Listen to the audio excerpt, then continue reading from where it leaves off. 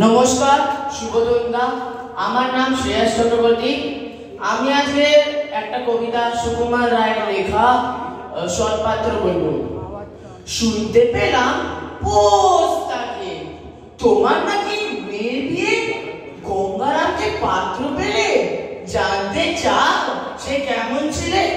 মন্দ নয়, সে পাত্র ভালো, রং যদিও বেজায় কালো, তার উপরে মুখের গরম অনেকটা ঠিক পেঁচার মতো।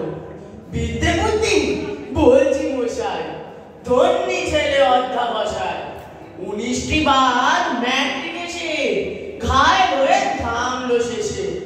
বিষয় আসায় গরিব বেজায়, কষ্টে তিষ্টে দিন চলে যায়।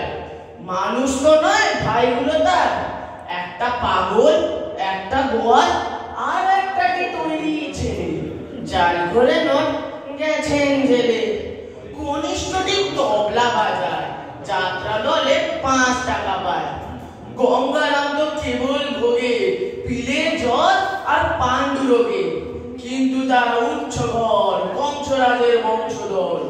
শ্যামলাইয়ের প্রোগ্রামে কে যেন হয় গঙ্গারামে, যাও এবার পাত্র পেলে, এমন কি এমন তো ছেলে। নমস্কার।